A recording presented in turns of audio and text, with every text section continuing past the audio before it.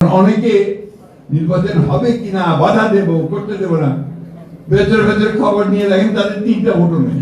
এই নির্বাচনে নির্ধারিত হবে যে এই দেশ কি লিবারেল ডেমোক্রেসির হাতে থাকবে নাকি আপনার সমস্ত উগ্রপন্থী রাষ্ট্রবিরোধী লোকজনের মধ্যে থাকবে। বাংলাদেশি জাতীয়তাবাদী রাজনীতি, তারেক রহমানের নতুন রাজনীতি, আধুনিক রাজনীতি যা বাংলাদেশকে পাল্টে দেবে তা গ্রহণ করবার জন্য উন্মুখ হয়ে আছে, তখন তারা আবার সেটাকে বিভ্রান্ত করার চেষ্টা করছে ধর্মের নামে। আমাদের কথা খুব পরিষ্কার, আমরা ধর্মে বিশ্বাস করি। আমাদের নেতা প্রেসিডেন্ট জিয়া রহমান সাহেব তিনি প্রথম কোরআন শরীফে কথা বলেছেন সংবিধান, তিনি প্রথম সংবিধানের মধ্যে বিসমিল্লাহির রহমানির রহিম দিয়েছেন, তিনি প্রথম আল্লাহর উপর অবিচল আস্থা বিশ্বাসের কথা বলেছেন, ঠিক না? এবং আমরা সব সময় সেইভাবে এই দেশে কাজ করেছি। 23 দিন আছে নির্বাচনের। এখন অনেকে নির্বাচন হবে কিনা বাধা দেব করতে দেব না, ভেতরে ভেতরে খবর নিয়ে দেখেন তাদের 3টা ভোটও নেই।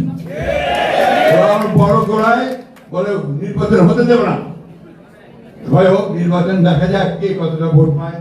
আমরা তো সেজন্য আমরা ভোটের জন্য উন্মুখ হয়ে আছি। আমরা নির্বাচন চাই, আমরা যাবো জনগণের কাছে। জনগণ যদি আমাদেরকে গ্রহণ করে আমরা আছি, জনগণ যদি বাদ দেয় বাদ দিল, আমরা বিরোধী দলে থাকবো, তাই না? আগে থেকে এত গলাবাজি কেন হয়? আজকে আমাদের এই পরীক্ষাটা খুব কঠিন পরীক্ষা। এই নির্বাচনে নির্ধারিত হবে যে এই দেশ কি লিবারেল ডেমোক্রেসির হাতে থাকবে নাকি আপনার সমস্ত উগ্রপন্থী রাষ্ট্রবিরোধী লোকজনের মধ্যে থাকবে।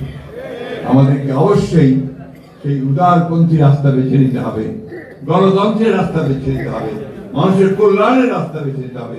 সেই কারণেই আমাদের 31 দফা, আমাদের চেয়ারম্যান সাহেবের যে 8 দফা দিয়েছেন, আবার নতুন করে ফ্যামিলি কার্ড, ফার্মার্স কার্ড, এই বিষয়গুলো জনগণের মধ্যে ছড়িয়ে দিয়ে জনগণকে সঙ্গে নিয়ে আমাদেরকে নির্বাচনে ধানের শীষকে জয়যুক্ত করতে হবে।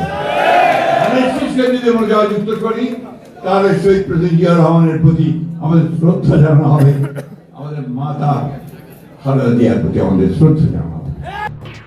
এলো খবরের কাগজ, নিখাদ, নির্ভীক, নিরপেক্ষ।